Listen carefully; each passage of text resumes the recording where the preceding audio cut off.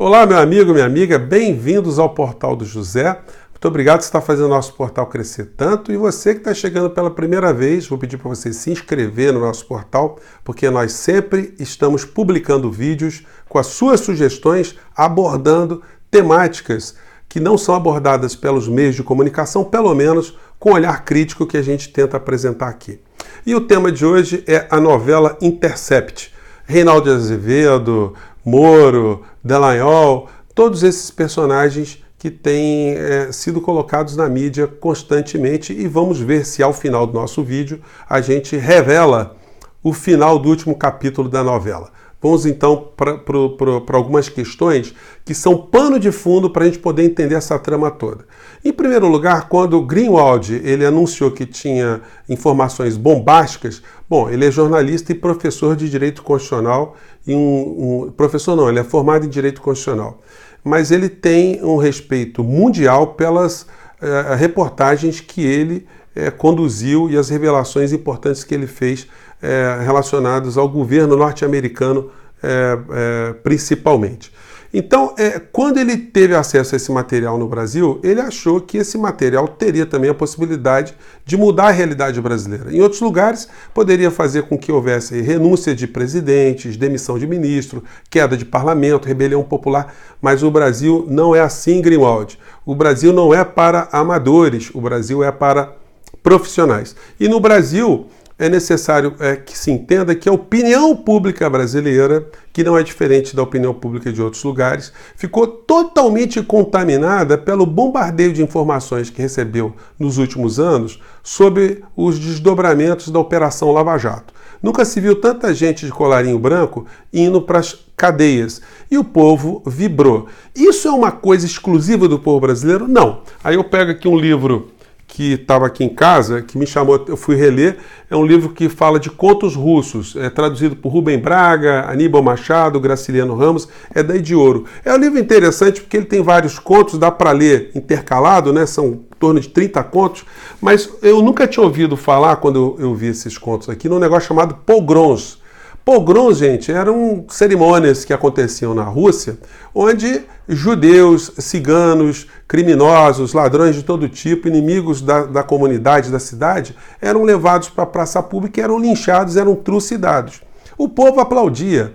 Para o povo aquilo representava uma espécie de justiça, porque eram os inimigos da sociedade que estavam sendo eliminados.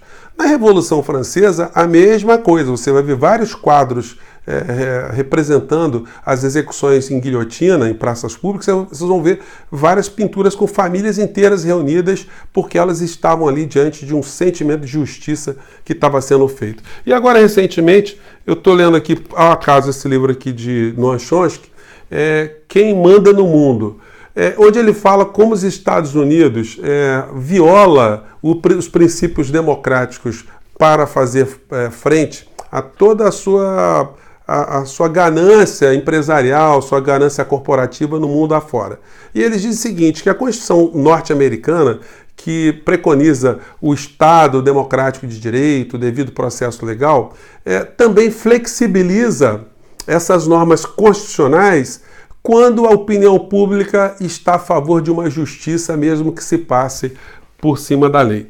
E aí ele usa como exemplo o seguinte: nos Estados Unidos, quando houve 11 de setembro, a população americana ficou consternada, o mundo todo ficou consternado, só que os terroristas eles morreram no próprio atentado, mas o povo americano queria que se fizesse justiça contra alguém. Alguém tinha que ser apanhado e sofrer as consequências do que tinha feito. Então, os americanos apresentaram a figura de Osama Bin Laden.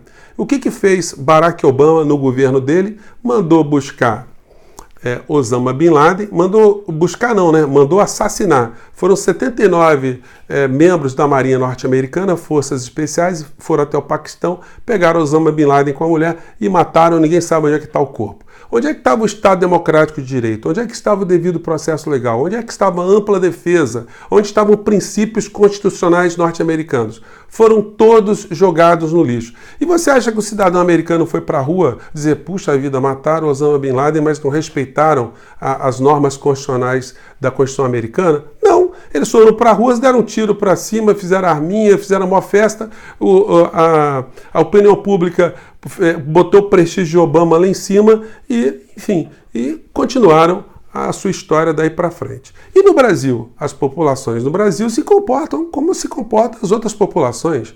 Quando você tem pequenos delitos ou delitos em algumas comunidades no Brasil, há linchamentos históricos aqui no Brasil. O Brasil é um país recordista nesse tipo de situação. Na Índia, Paquistão, esses países se pratica esse tipo de justiça com as próprias mãos, sem falar ainda em milícias, em traficantes, em grupos de bandidos que também não levam em consideração nenhum tipo de norma para se fazer a justiça, no entender deles, sobre a perspectiva daquelas comunidades que muitas vezes aplaudem o que eles estão fazendo.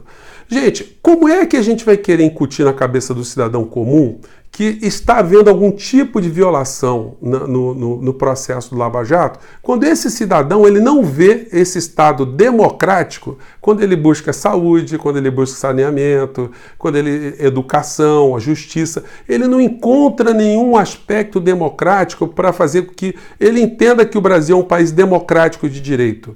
O que nós temos no Brasil é uma democracia formal. A democracia real, ela está longe desse cidadão. Então, se chegar para esse cidadão e dizer que as pessoas que foram presas, depois de tantos escândalos que eles viram pelas televisões, essas prisões, essas situações estão resvalando em situações jurídicas, eles querem que se exploda, né, gente? Você que está vendo o nosso vídeo agora, você sabe disso. As pessoas que assistem esse tipo de vídeo são a minoria da sociedade, infelizmente. Esse programa é dedicado às pessoas que nunca o verão, justamente para que um dia elas possam ter interesse por esse tipo de assunto, né? O paradoxo é esse, a gente está aqui meio que dentro de um mesmo ambiente. Então, essas discussões, se houve legalidade ou ilegalidade nos processos que condenaram várias pessoas do Petrolão, inclusive o ex-presidente, elas estão muito mais ligadas às pessoas que têm um posicionamento político, um posicionamento jurídico, uma questão jornalística, questões institucionais.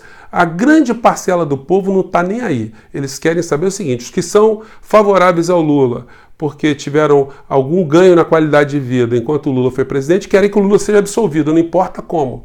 E as outras pessoas que viram que o país sofreu um problema muito grave de corrupção, a economia foi para o ralo, a gente teve muita destruição de muitas coisas também, essas pessoas querem que Lula seja responsabilizado por isso, porque não é possível que tanta gente tenha feito tanta maldade, se metido em tanta corrupção e o presidente não tenha nenhum tipo de responsabilidade em cima disso.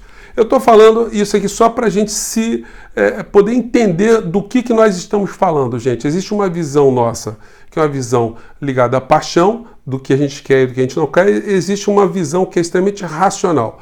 Dentro dessa visão racional, dentro desses todos os elementos que eu estou jogando para análise, o que acontecerá então com o julgamento das nulidades que estão sendo apresentadas em relação ao processo do ex-presidente Lula? Eu acho que a possibilidade de haver uma mudança dessa situação toda está próxima de zero, porque o judiciário brasileiro já deu demonstrações, já deu julgamentos que está dentro dessa perspectiva da opinião pública que os fins justificam os meios.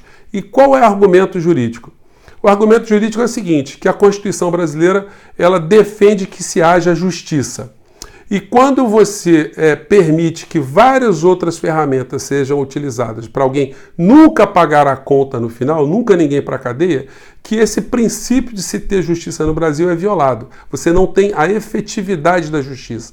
Então, para se ter a efetividade da justiça, está se considerando que resvalamento em direitos dos réus são permitidos. Não fosse assim, gente, a gente não teria quase 200 mil presos em prisão de segunda instância antes de acontecer o Petrolão.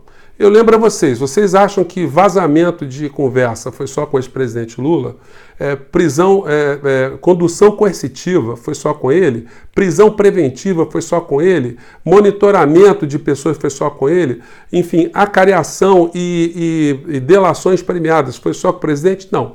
Então, os advogados todos estão de olho no que o Supremo Tribunal Federal vai decidir para ver se aproveitam alguma coisa, se for uma coisa positiva para o réu, no caso o ex-presidente Lula, para que eles aproveitem alguma coisa também para os seus clientes. Gente, isso posto, eu acho que a possibilidade de haver alguma alteração está próxima de zero. Eu fico por aqui. Se você gostou, dá o joia, mande suas críticas e sugestões. E é isso, gente. Vamos ver se a gente consegue caminhar com o nosso Brasil para frente, né? Um grande abraço e até o próximo vídeo.